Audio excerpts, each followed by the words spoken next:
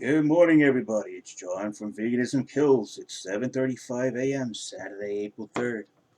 I'm up late today. Today we're going to talk about something that concerns me, probably a lot of other people out there. I'm going to teach people about rates of failure. Rates of failure have to do with science, technology, engineering, and math. And we're going to apply that to veganism today. Now, science alert. This is a study that reveals 84% of vegetarians or vegans return to meat. About 1/3 of them return to meat after 3 months, and then another 65%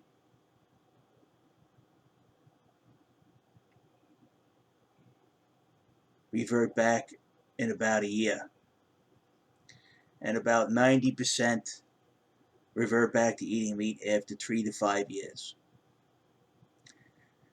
The reason why more than half the former vegans and vegetarians had just one reason for taking up the diet: health. So half of them are taking up veganism for their own personal health. Okay? What's happening is,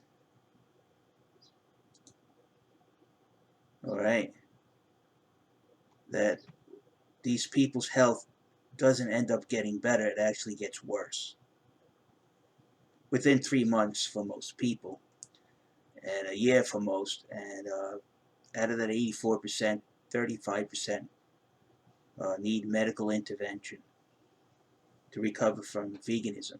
So that's an 84% failure rate because of health, some more severe than others. Now, what does an 84% failure rate mean in the realm of reality?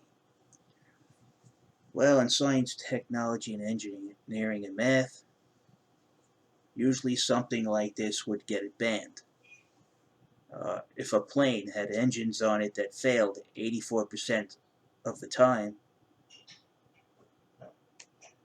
first you wouldn't go on that plane, or the authorities would ground it, ban it from ever flying again.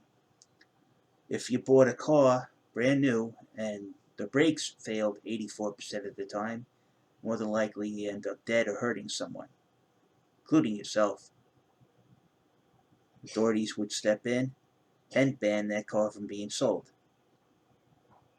If you had a mathematician that calculates trajectories for NASA and he gets it wrong 84% of the time, and the astronauts or the expensive satellite just float off to where they're not intended, causing a catastrophe, he'd be banned from working at NASA.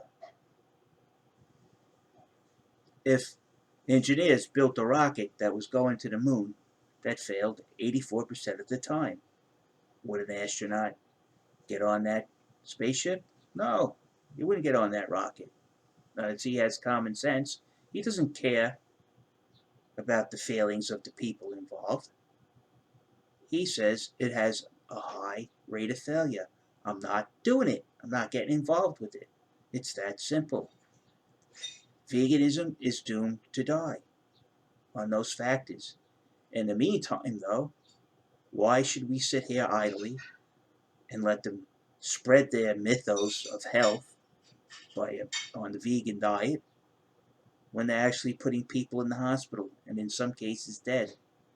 I mean, how many children are supposed to, suffer from this or die before you expect people to stop being silent?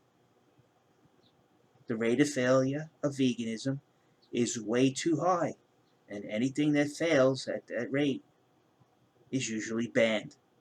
And I think these vegan talking heads need to be banned from all social media because of their rate of failure through their misinformation and lack of knowledge and miscalculation. It's just too dangerous to let them run amok.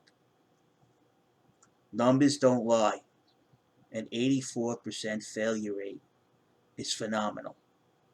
Would you drive over a bridge built by a company where 84% of the bridges collapse? No.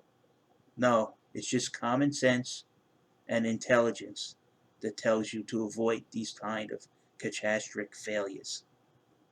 And on that note, people, I'm out of here. Don't fall for the vegan lies.